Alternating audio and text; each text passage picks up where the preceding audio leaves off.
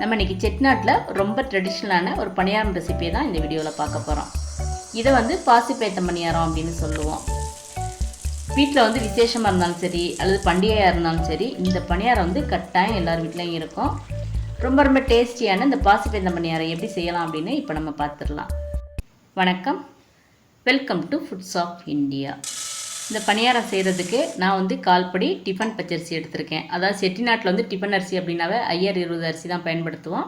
நான் ஐஆர் 20 பச்சரிசி தான் எடுத்திருக்கேன். நீங்கள் வழக்கமாக உங்கள் வீட்டில் டிஃபனுக்கு எந்த அரிசி யூஸ் பண்ணுவீங்களோ அந்த பச்சரிசி எடுத்துக்கோங்க. அப்படி இல்லைன்னா மாவு பச்சரிசின்னு கடையில் கேளுங்க, அந்த அரிசி நீங்கள் எடுத்துக்கலாம். அரிசி தண்ணியில் 2 தடவை நல்லா களைஞ்சதுக்கப்புறம் ஒரு 2 மணி நேரம் நல்லா ஊற வச்சு எடுத்து வச்சுக்கணும். 2 மணி நேரத்துக்கு அப்புறம் இந்த மாதிரி ஒரு வடிகட்டி மூலமாக தண்ணியெல்லாம் நல்லா வடிகட்டி இருத்ததுக்கப்புறம் ஒரு வெள்ளை துணியில் விரித்து ஃபேன் காற்றுல குறைஞ்சது ஒரு அரை மணி நேரமாக நல்லா காய வைக்கணும். அதுக்கப்புறம் அரிசி நம்ம கையில் அள்ளி பார்த்தோம்னா இந்த மாதிரி கையில் ஒட்டுற மாதிரி இருக்கணும், கொஞ்சம் ஈரப்பதமாக இருக்கணும். இந்த பதத்தில் நம்ம அரிசி நிறைய இருந்தால் மிஷினில் கொடுத்து அரைச்சிக்கலாம். கொஞ்சமாக போட்டோம் அப்படின்னா நம்ம மிக்சியிலே நல்லா நைஸாகவே அரைச்சி எடுத்துக்கலாம். இப்போ நான் மிக்சியில் தான் அரைக்க போகிறேன். அதனால இப்போ 2-3 பாட்டை நான் எடுத்து அரைச்சிக்கிறேன். அரிசி நம்ம ரொம்ப நேரம் காய வச்சு ஈரப்பதம் இல்லாமல் இருந்ததுன்னா நைஸாக அரைப்படாது. அதனால் கொஞ்சம் ஈரப்பதம் இருக்க மாதிரியே பார்த்து எடுத்துக்குங்க. இப்போ நல்லா நைஸாகவே அரைச்சி எடுத்துடலாம். இதே மாதிரி மீதம் இருக்க அரிசி எல்லாத்தையுமே நம்ம அரைச்சி எடுத்துடலாம். நல்லா அரைச்சதுக்கப்புறம் இப்போ இந்த மாவை நம்ம பொடிக்கன் சல்லடையில் போட்டு நல்லா சலிச்சு எடுத்துக்கணும். சலிக்கும்போது மீதம் கப்பி இருக்கும், அதாவது சின்ன சின்ன குருணையாக அரிசி இருக்கும். அது எல்லாத்தையும் ஒன்று சேர்த்து திருப்பி நம்ம மிக்சி ஜாரில் சேர்த்து நல்லா நைஸாக அரைச்சி எடுத்து வச்சுக்கலாம்.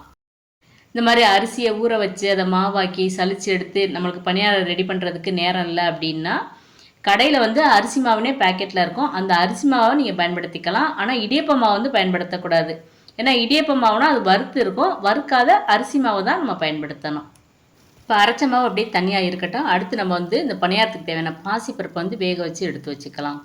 நான் 1/2 கப் அளவுக்கு பாசிப்பருப்பு எடுத்திருக்கேன். பாசிப்பருப்பு தண்ணியில் 2 தடவை நல்லா களைஞ்சதுக்கப்புறம் ஒரு குக்கரில் இந்த பருப்பு வேகிறதுக்கு தேவையான அளவுக்கு தண்ணி ஊற்றி 2 விசில் வரைக்கும் நம்ம வேக வச்சு எடுத்து வச்சுக்கலாம். இந்த 2 விசிலே பாசிப்பருப்பு நல்லா இந்த அளவுக்கு குழஞ்சி வந்துடும்.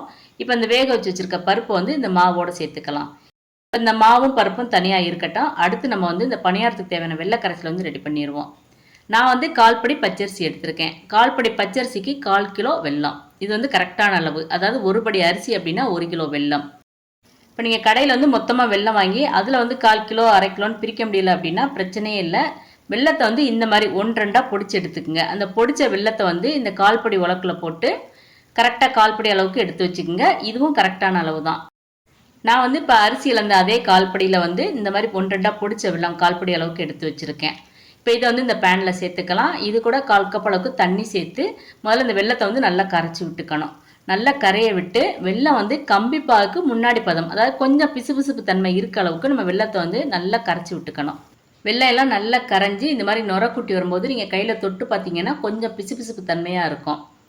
இதுக்கு மேலே நீங்கள் விட்டீங்கன்னா கம்பி பதம் வந்துடும். அதனால இந்த ஸ்டேஜில் இப்போ நம்ம அடுப்பை ஆஃப் பண்ணிடணும். இப்போ அடுப்பை ஆஃப் பண்ணதுக்கப்புறம் இதை ஒரு வடிகட்டி மூலமாக நல்லா வடிகட்டி இந்த மாவில் சேர்த்துக்கலாம். அதே சூட்டோடே சேர்த்துக்கலாம், தப்பே கிடையாது. ஏன்னா நம்ம மாவு வறுக்கவே இல்லை, அதனால் இந்த சூட்டோட வெள்ளை கரைசல் இது கூட சேர்த்துக்கலாம். இப்போ நம்ம கரைச்சி வச்சுருக்க வெள்ளை கரைசல் முழுசாக இது கூட சேர்த்து நல்லா கலந்து விட்டுக்கலாம். நல்லா கலந்து விட்டதுக்கப்புறமும் மாவு ரொம்ப கெட்டியாக இருக்குது அப்படின்னா நம்ம பணியாரம் ஊற்ற ஆரம்பிக்கும் போது தேவைப்பட்டால் நம்ம தண்ணி சேர்த்துக்கலாம். இப்போ இது கூட ஒரு சிட்டிகை உப்பு, அப்புறம் 1/2 டீஸ்பூன் அளவுக்கு சுக்கு ஏலக்காய் பொடியும் சேர்த்து நல்லா கலந்து விட்டுடலாம்.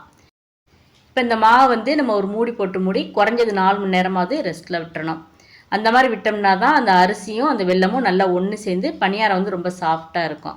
இப்போ நம்ம கரைச்ச உடனேயே இந்த பணியாரம் ஊற்ற ஆரம்பிச்சிட்டோம்னா பணியாரம் ரொம்ப ரஃப்பாக இருக்கும். அதனால குறைஞ்சது 4 மணி நேரம், அப்படி இல்லைன்னா நீ காலையில் மாவு அரைச்சோம்னா சாயந்தரம் மாவு அரைச்சோம்னா காலையில், அந்த மாதிரி நம்ம அதிக நேரம் விட்டு மாவு பணியாரம் ஊற்ற ஆரம்பிச்சோம்னா பணியாரம் ரொம்ப சாஃப்டாக பஞ்சு மாதிரி இருக்கும். இந்த பணியாரத்துக்கு மாவு இட்லி மாவு பதத்துக்கும் இல்லாமல் தோசை மாவு பதத்துக்கும் இல்லாமல் 2க்கும் நடுவில் இருக்க மாதிரி கொஞ்சமாக தண்ணி சேர்த்து இந்த மாதிரி கலந்து எடுத்துக்குங்க. இந்த பாசிப்பயத்தம் பணியாரம் செய்கிறதுக்கு மாவு இப்போ நம்ம ரெடி பண்ணிட்டோம். அடுத்து நம்ம பொரிக்க ஆரம்பிச்சிடலாம். இப்போ அதுக்கான இந்த மாதிரி ஒரு கடாயில் பொரிக்கிறதுக்கு தேவையான அளவு எண்ணெய் ஊற்றியிருக்கேன். இப்போ எண்ணெய் நல்லா சூடானதுக்கப்புறம் அடுப்பை மீடியம் ஃப்ளேமில் வச்சுட்டு நம்ம ஒவ்வொரு கரண்டியாக மாவு அந்த எண்ணெயில் ஊற்றி பொரித்து எடுத்துக்கலாம். இப்போ நான் ஒரு கரண்டி மாவு ஊற்றியிருக்கேன். பாருங்கள், மாவு எந்த அளவுக்கு நல்லா எழும்பி பூரி மாதிரி உப்பி வருதுன்னு. இந்த மாதிரி வந்தாலே நம்மளோட பணியார மாவு கரெக்டான பதத்தில் இருக்குது அப்படின்னு அர்த்தம். இப்போ வந்து அடிப்பாகம் தான் மாவு அதிகமாக இருக்கும். அதனால் அடிப்பாகம் வந்து கொஞ்சம் கூட நிறம் வந்து நம்ம நல்லா வேக விட்டுக்கணும். அடிப்பாகம் நல்லா அந்த பொன்னிறம் வந்ததுக்கப்புறம் இப்போ நம்ம அடுத்த பக்கம் வந்து திருப்பி விட்டுறணும். அடுத்த பக்கம் திருப்பின உடனேயே வந்து நம்ம பணியாரத்தை வந்து எண்ணெயிலேருந்து வெளியே எடுத்துடலாம். பாருங்கள் நம்மளோட பாசிப்பயிறு பணியாரம் எந்த அளவுக்கு நல்லா பொன்னிறமாக வந்திருக்கு அப்படின்னு. ஒவ்வொரு தடவையும் நம்ம பணியாரம் ஊற்ற ஆரம்பிக்கிறதுக்கு முன்னாடி கரண்டினால் நல்லா கலந்து விட்டுக்கணும். ஏன்னா அந்த பாசிப்பருப்பு வந்து அடியில் தங்கியிருக்கும். அதனால் கரண்டினால் நல்லா கலந்து விட்டதுக்கப்புறம் தான் நம்ம பணியாரம் ஊற்ற ஆரம்பிக்கணும். இப்போ நம்ம அரைச்சி வச்சுருக்க மாவு எல்லாத்தையுமே பணியாரமாக ஊற்றணுங்கிற தேவை கிடையாது. இப்போ மாவு கொஞ்சம் மீதம் இருந்துச்சுன்னா இதை நம்ம ஃப்ரிட்ஜில் ஸ்டோர் பண்ணி வச்சு மறுநாள் கூட நம்ம ஊற்ற ஆரம்பிச்சுக்கலாம். இந்த மாவு வந்து அரைச்ச உடனே நம்ம பணியாரமாக சுற்றக்கூடாது. குறைஞ்சது 4 மணி நேரம், அப்படி இல்லைன்னா மறுநாள் கூட நம்ம பணியாரமாக சுட்டு எடுத்துக்கலாம். அப்போ தான் பணியாரம் வந்து ரொம்ப சாஃப்டாக இந்த மாதிரி லேயர் லேயராக பஞ்சாக இருக்கும். நீங்களும் ரொம்ப டேஸ்டியான இந்த பாசிப்பருப்பு பணியாரத்தை இந்த மெத்தடில் இன்றைக்கே ட்ரை பண்ணி பாருங்கள். எப்படி இருந்துச்சுன்னு கமெண்ட் பண்ணுங்கள். இந்த வீடியோ உங்களுக்கு பிடிச்சிருந்ததுன்னா லைக் பண்ணுங்கள், ஷேர் பண்ணுங்கள். மறக்காமல் ஃபுட்ஸ் ஆஃப் இந்தியா சேனலை சப்ஸ்கிரைப் பண்ணுங்கள். தேங்க்ஸ் ஃபார் வாட்சிங்.